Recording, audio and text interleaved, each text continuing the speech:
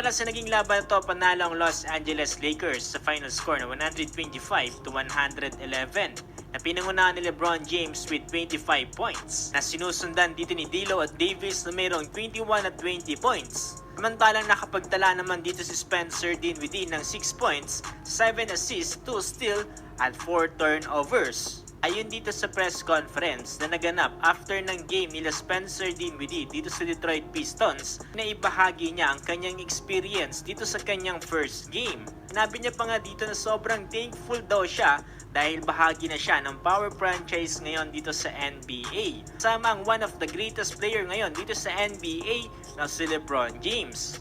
Sabi niya pa nga dito, mas pagbubutihin niya pa nga daw ang mga susunod na games, susubukan niya pa nga limitahan ang kanyang mga turnovers na nagagawa.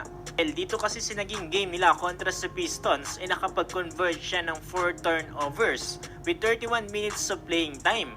Considering na bago pa lamang siya dito sa Lakers at hindi pa gaano katibay ang kanilang chemistry, ay sa tingin ko okay lang to pagbigyan sa ngayon. Sa mga susunod na games ay dapat limitahan na to ni Spencer Dinwiddie para hindi na rin to maging problema. Dumadami din tayong mga magagandang napansin dito sa game ni Spencer Dinwiddie. Sa tingin ko bilang isang floor general dito ni Spencer Dinwiddie ay mag-a-average to ng 6 to 8 assists per game dito sa Los Angeles Lakers nang walang kahirap-hirap. Lalo na kapag nasa loob dito sila LeBron James at Anthony Davis. Nagkakaroon din ng mga spot up 3 yung mga kakampi niya kagaya na lamang nila Austin Reeves at D'Lo.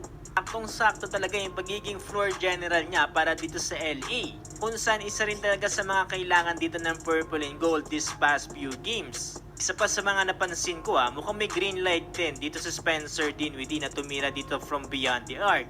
Ko kung dito lang itong mangyayari sa game nila kontra sa Detroit Pistons dahil malaki naman na naging lamang nila dito. Baka makita din natin to sa mga crucial games dito ng LA. Lalo na't ang pagiging catch and shoot dito ang isa din sa mga plano dito ni Coach Darvin Ham dito kay Spencer Dinwiddie.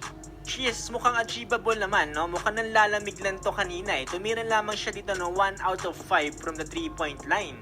Sa tingin ko naman mahihilot pa to sa susunod na laban nila kontra dito sa Utah Jazz. At least nagkaroon na tayo ng pahapyaw dito sa maaaring gawin dito ni Spence. So good mamaintain lamang dito ng Los Angeles Lakers ang kanilang standing sa Western Conference bilang pang-siyam na kung saan merong 29-26 win-loss record.